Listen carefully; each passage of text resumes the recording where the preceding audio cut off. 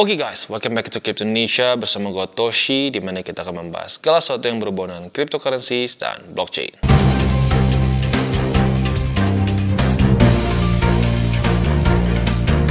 Oke, jadi pada hari ini guys, kita akan membahas yang pertama mengenai tarif dan yang kedua adalah solusi untuk keadaan market sekarang ya. Nah, untuk tarif ini seperti yang kita tahu, tarif belakangan ini cukup banyak dibahas ya. Banyak sekali menggadang-gadang ini adalah alasan utama kenapa market ngedump dengan cukup signifikan.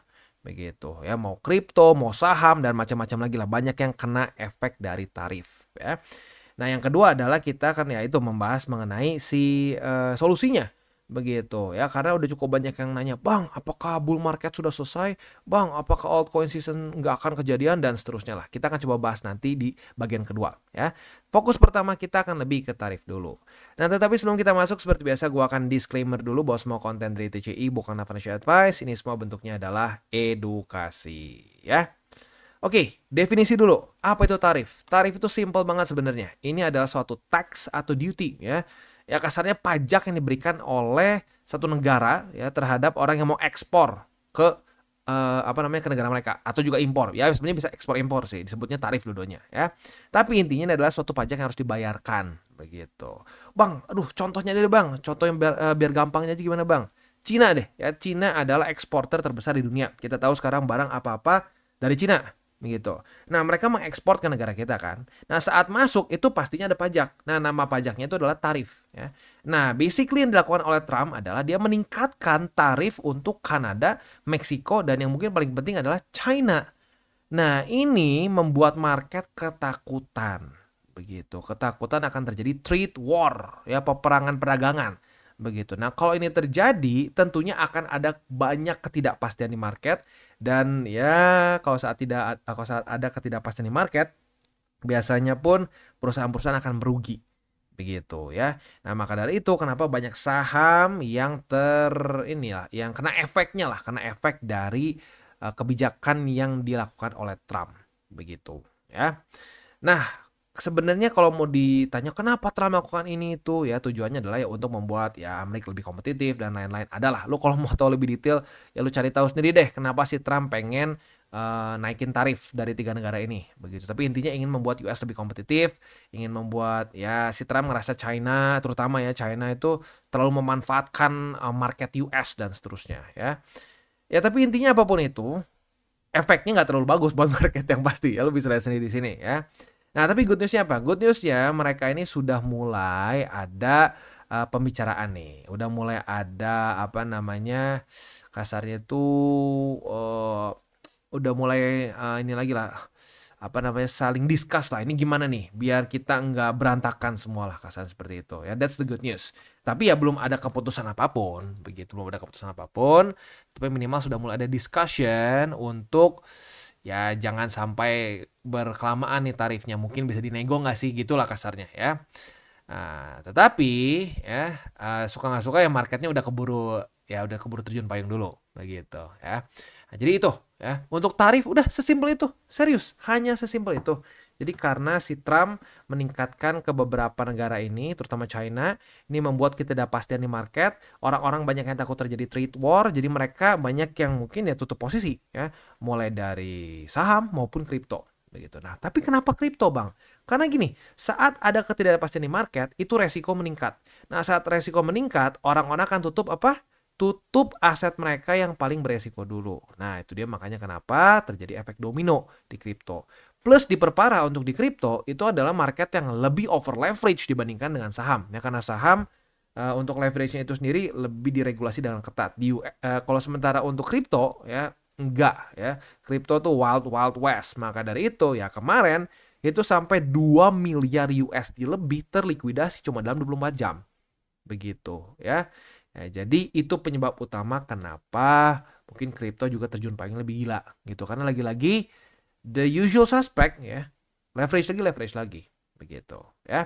Oke, itu bagian pertama ya mengenai tarif dan kenapa tarif ini membuat market berantakan begitu. Sekali lagi kuncinya adalah trade war. Orang-orang takut ada trade war, ketidakpastian terjadi di market ya, maka orang-orang pun ketakutan dan mulai ya tutup posisi begitu ya. Dan tutup posisinya sesuai dengan skala prioritas ya. Yang paling atas yang ditutup dulu adalah yang paling beresiko dulu. Suka nggak suka itu adalah kripto begitu ya. Oke, sekarang kita masuk ke bagian keduanya ya mengenai oke, solusinya gimana nih Bang? Ini kan udah hancur nih berantakan ya. Nah, solusinya seperti apa dan apakah bull market sudah beres atau belum? Nah, tetapi sebelum kita masuk ke bagian kedua, kita akan dengar dulu pesan-pesan dari sponsor kita pada hari ini. Oke, today's video is brought to you by Bybit. Di mana di Bybit ini kita bisa melakukan berbagai macam hal ya, mulai dari yang newbie sampai yang sudah advance. Buat mungkin lo merasa bahwa aduh Bang, gue masih nggak ngerti nih TA, gue masih nggak ngerti charting dan seterusnya, tapi pengen akumulasi, pengen DCA murni.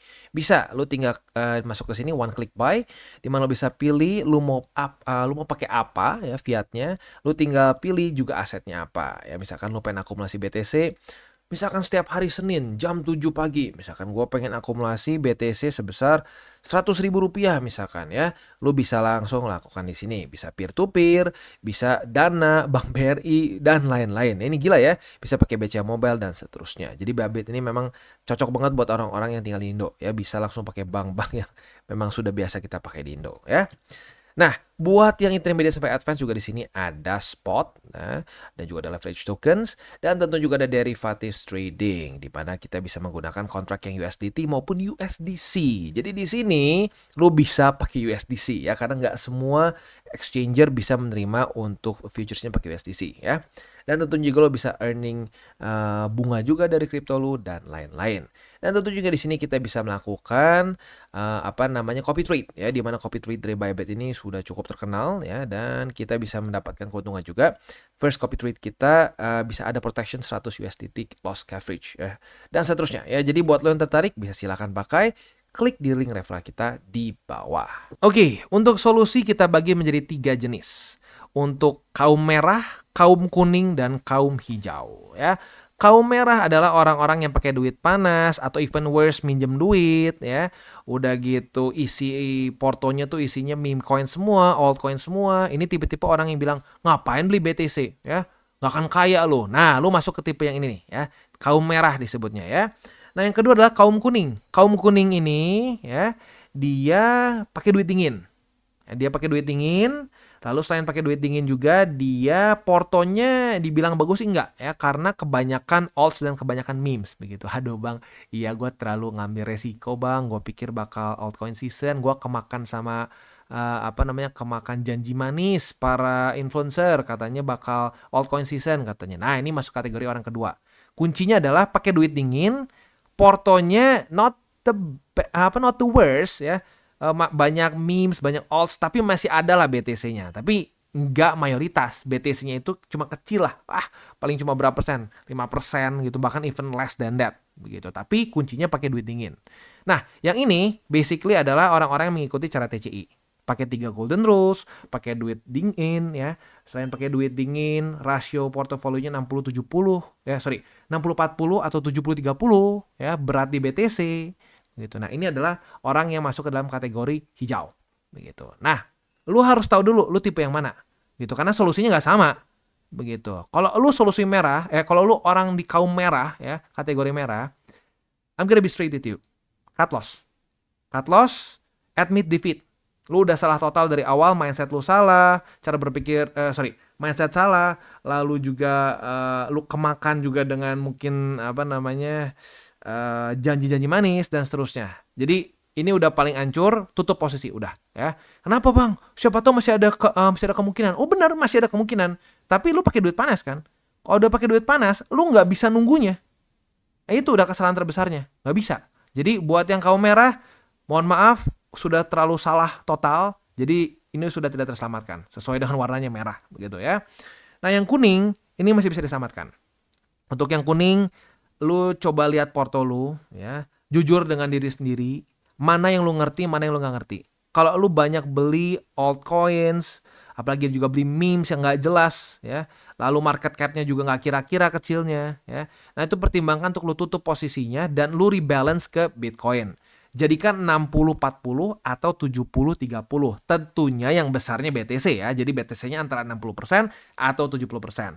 Dan setelah itu lu ya bisa lanjut DCA. begitu. Nah untuk yang hijau, udah lu tinggal lanjut DCA, nggak perlu ngapa-ngapain lagi ya, karena udah bener, begitu.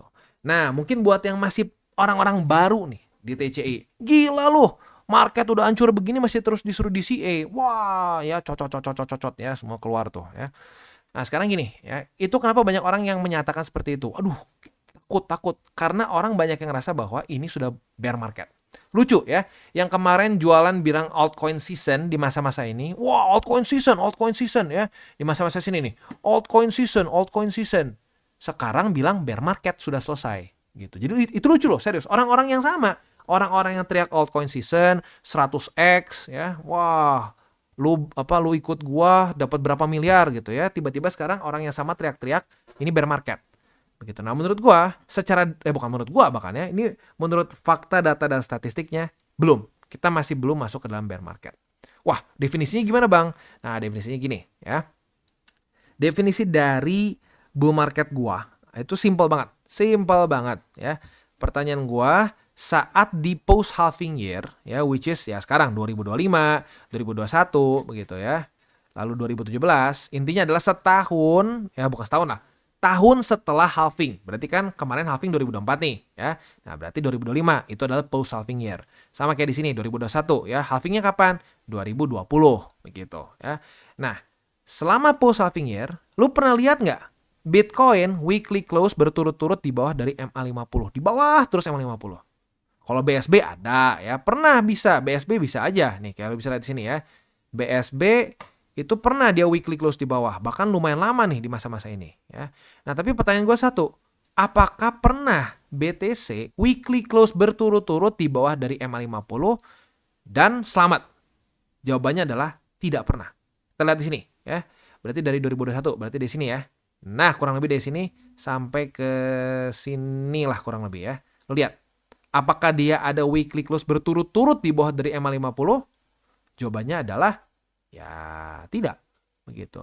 Nah saat terjadi weekly close berturut-turut di bawah dari MA50, tamat bull marketnya. Seperti yang terjadi di sini ya. Terjadi di sini.